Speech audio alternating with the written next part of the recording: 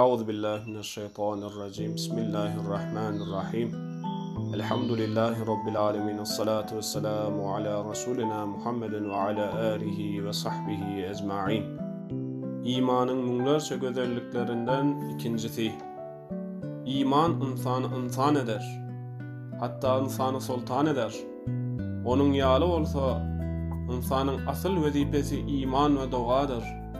Küfür, ýagny imansızlyk adamy ören ejiz bir wagşy haýwana öwrer.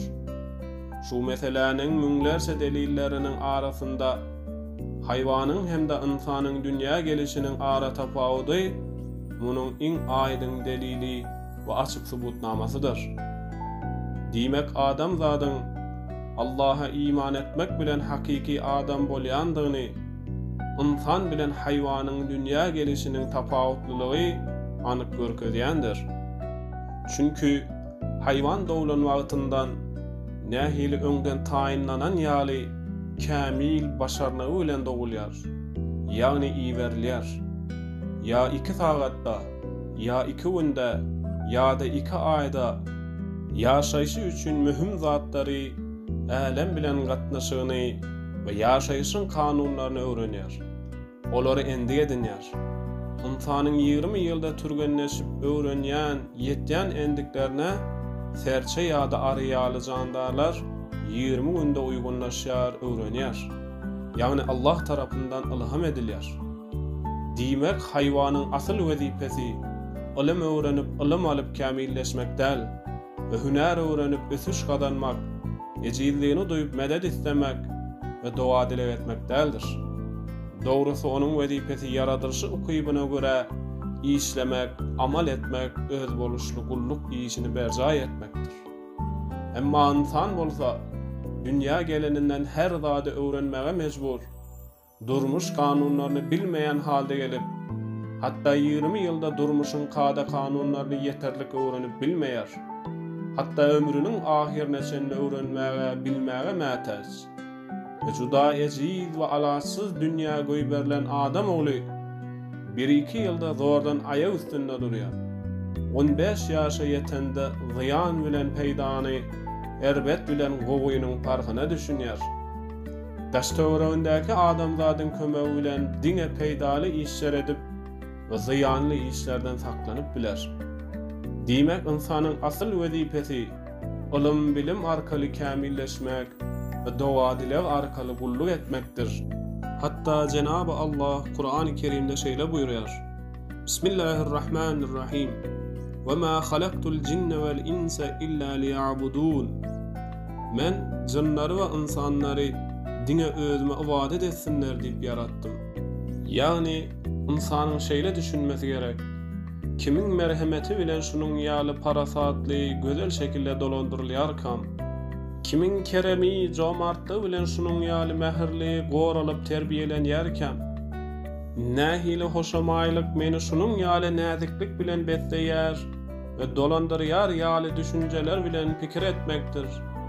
Ve müňden hem birisine eliň ýetişmeýän mätäçliklerini we arzu haýallaryny düşünüp biziň ähli mätäçliklerimizi ýerine ýetirip biljek, Allah'a ejizlik hemde biçarelik dili bilen ýalbarmak, islemek we dowa dilek etmekdir. Ýagny ejizligiň we garyplygyň ganatlary bilen gullugyň iň ýokary mertebesine beýgelmekdir. Şunlukda adam zat bu jahana ilmiň we dowanyň arkasy bilen kämillige ýetişmek üçin gelipdir. Esasy we uky we başarnyk taýdan bakanymyzda her zat ilyma baglydyr. Ve bütün ilimlaryň düýp esasy, gözbaşy, nury we ruhy marifetullahdyr. Ýagny Allahy atlary we sypatlary bilen tanamak, atlarynyň nagşlary bilen bilmekdir. Ve Allah'ı tanamagyň düýp esasy da Allah'a imandyr. Adamzat özüniň çäksiz ejizligine garamazdan soňsuz bela beterlere duçar ve sansajaksız düşmanlaryň hüjümlerine sezewar, hem soňsuz çäresizligi bilen birlikde çäksiz mätäçlige duçar. Arzu istegleri hem tükeneksiz bolandygy üçin Onun yaratılmanın asli vazifesi imandan soň duadır. Yani Allah'a kulluk borcunu yerine getirmekdir. Dua bolsa ibadetin esasıdır. Misal üçün bir kiçicik çağa göwün isteğine, arzuna yetmek üçün ya ağlar ya da yalvarar. Yani ya hareketi bilen isteyen adını görkeder, ya da dili bilen aydar. Şeydi ve arzuna yeter. Edil şonun ýaly inhan hem bütün mahluklar aleminde iň näzik, lälik öten ınjyk çağa misalydyr.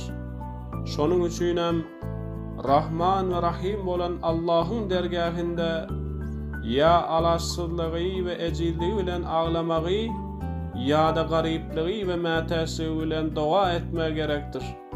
Ta arzu maksadyna yetip berlen nimatlaryň şükrüni yerine ýetirsin. Ýogsa bir siňekden gorkýan kemakıl we edepsiz çağa misaly men boyun eýdirmesi mümkin bolmadyk ondan müň esse kuwatly zatlary güýjüm, pikir we okybym bilen özüme boyun edýärin diýip berlen nimatlaryň gadryny bilmemezlik adamzadyň asyl ýaratylyşyna ters bolşýaly özüni agyr, gorkunç azaba da duçar eder.